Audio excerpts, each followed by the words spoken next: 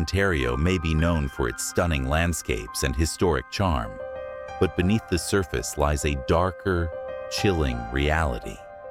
From haunted hotels and cursed lighthouses to abandoned prisons where the dead still whisper. These are the top 10 most haunted places in Ontario. But be warned, some spirits don't like being disturbed.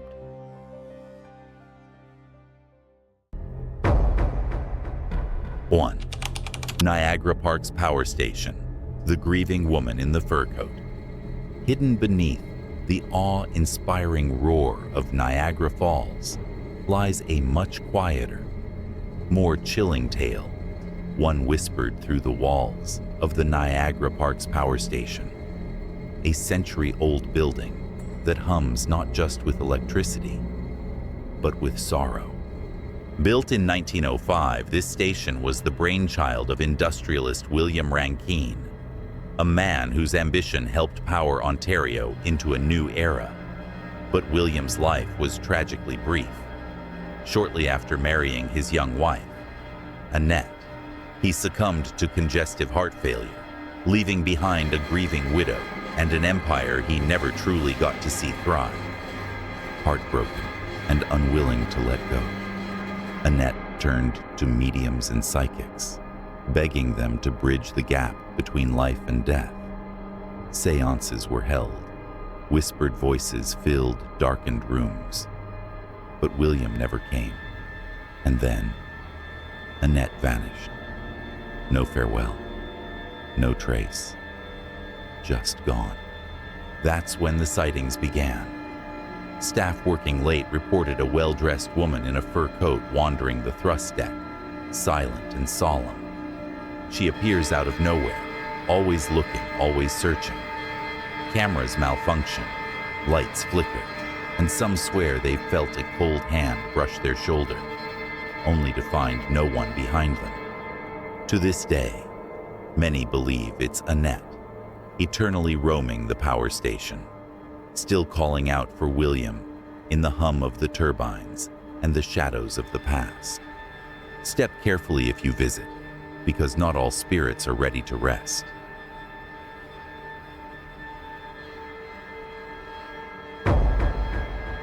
Two, McKenzie House, the angry ghosts of Toronto's first mayor. Nestled in the heart of Toronto stands McKenzie House, a seemingly quiet brick townhouse with a violently restless past. It was here that William Lyon McKenzie, the city's first mayor and one-time rebel leader, spent his final days.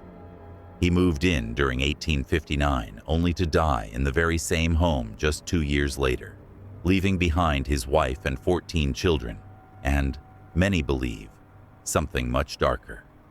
For decades, the home lay still. But in the 1940s, during renovations to transform the house into a museum, the spirits awoke. Staff began to whisper of a long-haired woman drifting through the rooms. But this was no benevolent ghost. One terrified caretaker reported being slapped across the face by an invisible hand. Others have claimed the air suddenly grows ice cold before she appears. Yet, she's not alone. Over the years, countless witnesses have described a bald man in a frock coat silently pacing the upstairs hallway. Could it be McKenzie himself, bound to the house in which he drew his final breath? Some guests, brave enough to spend the night, speak of a shadowy figure looming over their beds, so tall it brushes the ceiling. At night, phantom footsteps echo through the halls, and an unseen pianist strikes chilling notes from the old piano when no one is near. McKenzie House may look like a simple historic home, but what lies within has been tormenting visitors for over 80 years and shows no sign of stopping.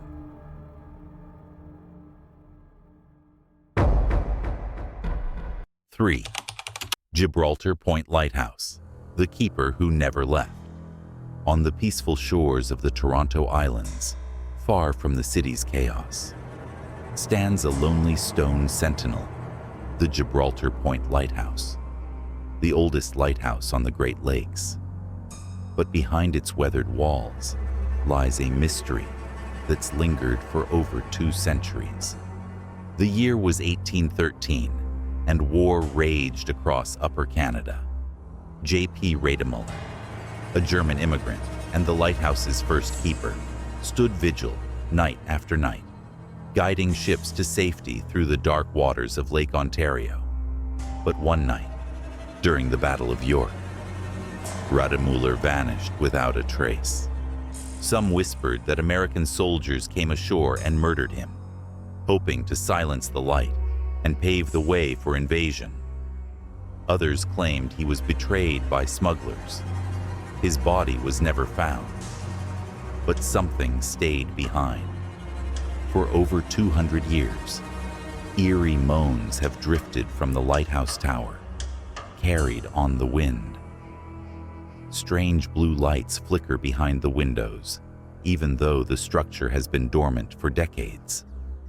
Visitors report footsteps echoing up the narrow stairs, only to find the lantern room empty. Locals say Rademüller still keeps his watch, bound to the very beacon that claimed his life. So if you visit Gibraltar Point, look up. And if you see a figure in the tower when no one's there, don't stay too long.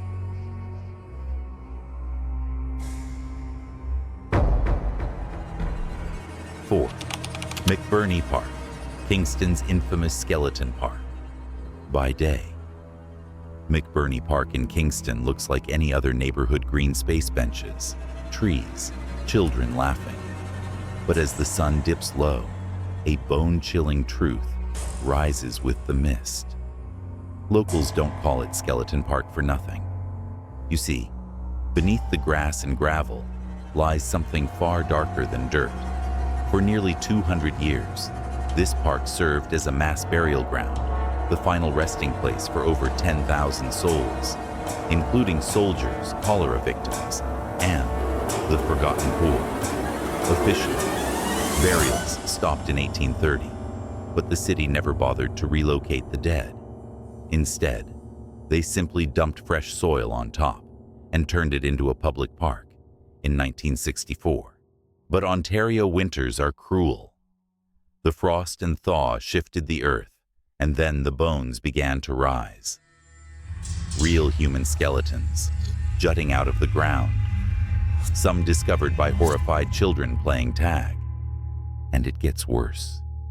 Locals report phantom children running and laughing until they vanish mid-step, like a candle blown out. Others have spoken of sudden, searing pains, scratches, bruises, even falls, as if something unseen is lashing out. They say some spirits buried here never found peace. And when you walk through McBernie Park, you don't walk alone. You walk over them, among them. So if you visit, tread lightly. The dead beneath your feet may not be resting after all.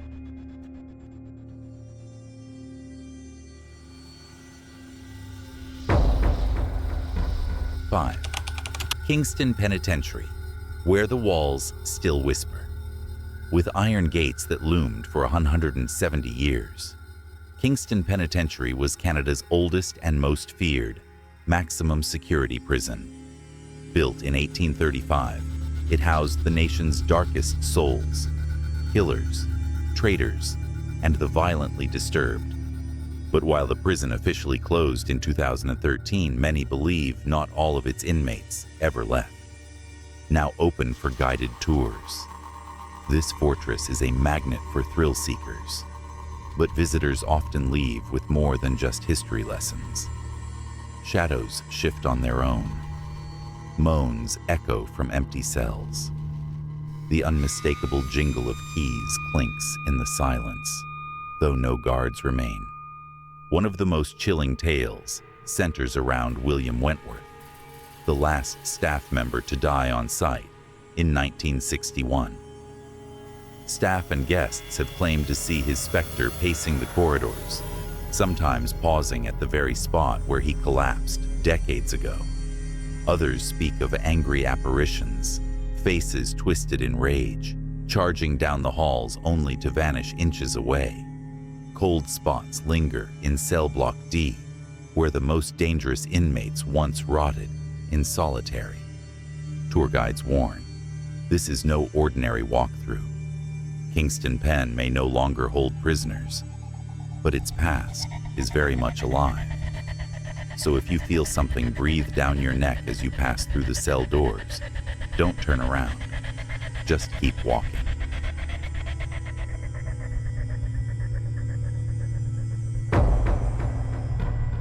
Six, Bytown Museum, Ottawa's haunted time capsule. Just steps from Parliament Hill and the Grand Chateau Laurier stands the Bytown Museum, a charming stone building that hides a deeply unsettling truth. While it may be a treasure trove of Ottawa's early history, what lurks within has left visitors frozen in fear for over a century.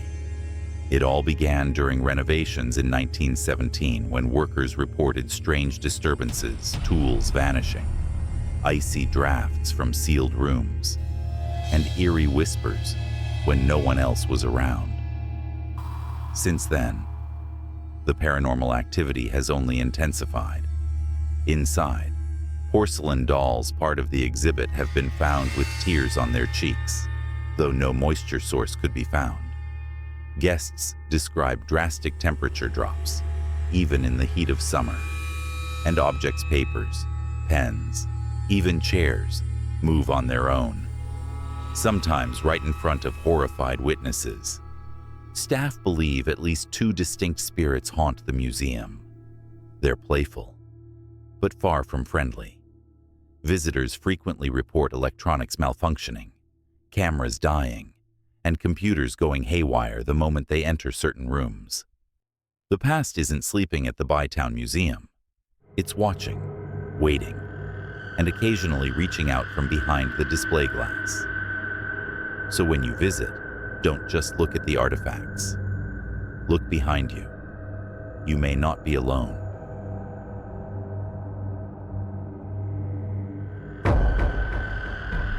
7. Chai, Ottawa, Jail Hostel. A night behind bars with the dead. If you're looking for a unique stay in Ottawa, the HI Ottawa Jail Hostel might sound like fun until the lights go out.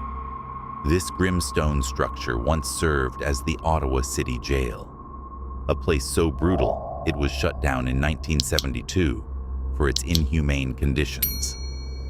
But while it's now a trendy hostel where tourists can sleep in real jail cells, the dead never checked out.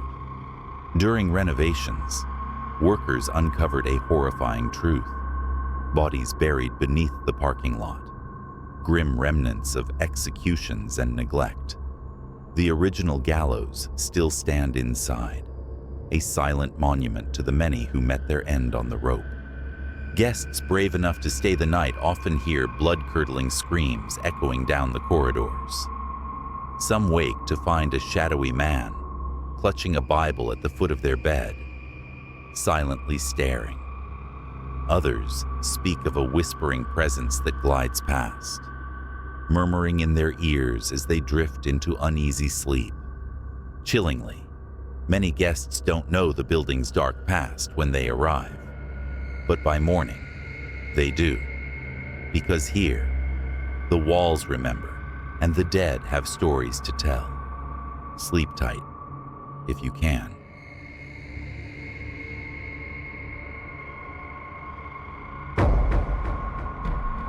8. Matherwalls House, the screams behind the boards.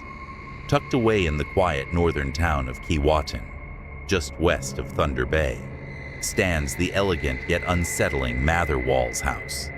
With its Queen Anne-style Victorian charm, it might seem like a picturesque historic gem, but don't be fooled. This house hides a chilling secret, one so disturbing it was featured on Creepy Canada. Built in 1889, the home lived a quiet life until its last resident, Edna Walls, handed it over to the Ontario Heritage Trust in 1975. When inspectors entered, they were stunned to find the entire upper floor boarded up, no explanation, no access, just sealed silence. But silence wouldn't last long. Soon after, staff and visitors began hearing blood-curdling screams echoing from the upper floors. Rocking chairs swayed violently, without a soul in sight. Footsteps paced endlessly across empty hallways and up creaking stairs. Some even reported apparitions, drifting aimlessly from room to room, their presence heavy and cold. The haunting became so persistent, guides now included, as part of the official tour from May through September. You can walk through these haunted halls, if you dare. Because once you step inside the Matherwalls House, you may find the past isn't just remembered, it's reliving itself, one scream at a time.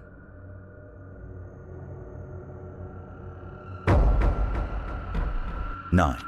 Prince of Wales Hotel, the mourning spirit of Molly Maguire. In the heart of Niagara-on-the-Lake, wrapped in Victorian luxury and timeless elegance, stands the Prince of Wales Hotel. Built in 1864 and once graced by royalty, it's known for charm, prestige, and one heartbreaking haunting. Long before the hotel rose from the ground, this very spot was the site of a modest wooden home belonging to Molly Maguire. During an American invasion into Niagara, chaos consumed the town. In a tragic twist of fate, an American soldier, mistaking a shadowy figure inside Molly's home for a British enemy, stormed in and struck down the innocent woman. By the time he realized his mistake, it was too late. Molly's blood soaked the floor where the hotel's walls now stand, and Molly has never left. Guests report showers turning on by themselves, pipes rattling violently, and whispers rising from rooms left unoccupied. Some hear footsteps echoing down the halls, creaking like wooden floorboards despite the hotel's modern carpeting. Staff speak quietly of a chill in room 207, where the air grows heavy, and voices murmur just beyond hearing. They say Molly still wanders the halls, searching for peace she never found, and reminding every guest that beneath the elegance lies a tale of sorrow and spirit. If you stay the night, listen closely. Molly might be walking just outside your door.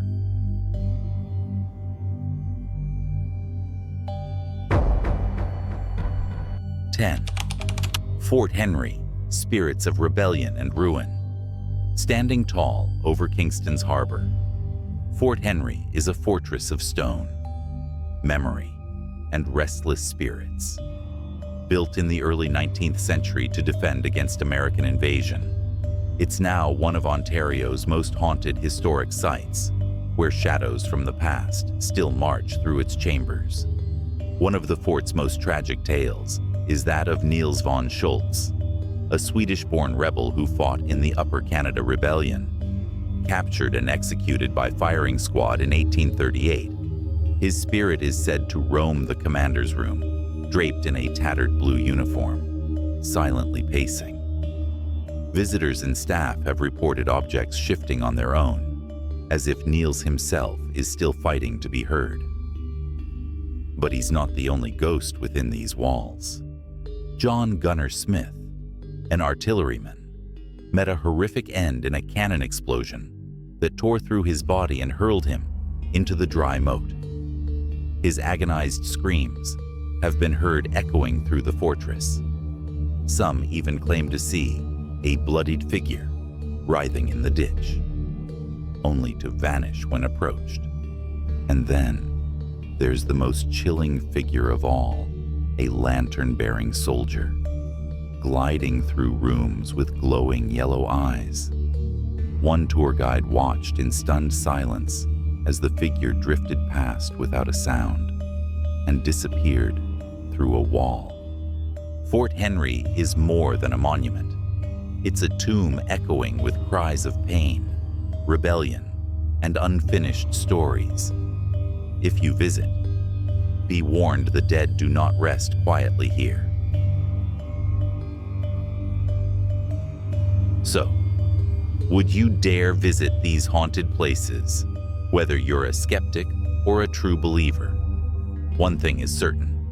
Ontario's past is not just history, it's still haunting us.